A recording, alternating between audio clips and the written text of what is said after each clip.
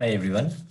In this tutorial, we'll be looking at how to create stacked bar chart in Excel for addressing certain scenarios in visualization. Stacked bar chart primarily used to see the comparison among categories. So definitely we'll be having the various categories, and within categories how each of the distribution of various subcategories is basically the objective of stacked bar chart. We will be creating one using Excel. This is the raw data that we have for the Chicago crime data for the year 2015, and you have the data dictionary here, which explains what this metadata stands for. Okay. Now here we have created a pivot from this particular table, from this particular chart, and we have created a pivot table based on sizzles. Basically, this is sizzles, and based on sizzles, what are the numbers of arrest made where it's false and arrest made true is the number of arrest made. Okay, now these are absolute numbers. So absolute numbers is one way of comparison against each other, whereas percentage is the better way of comparison, right? That where exactly we have a more percentage. So in this pivot table, what we currently have is based on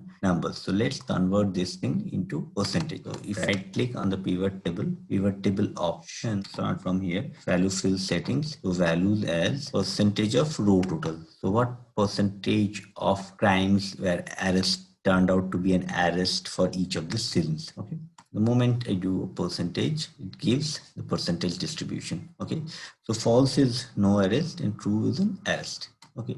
False, if we want, we can make it as and change it as no arrest, and for true we can make it as D. Now from here, if we select this part of the graph, okay, and we analyze, we do a pivot chart out of it. So this is Excel gives you a recommendation that what kind of chart you want, right? So these are clustered column chart. I don't want a column chart. I want a stacked bar chart, right? So it's a 100% stacked column. The reason I'm taking a 100% stacked column is because here, even if you take a stacked column, then the appearance will be the same because the stack is comprised of 100, right? Because we are taking it in percentage. So even 100% stacked column is typically used when you use percentage, and this stacked column is typically used when you use absolute numbers.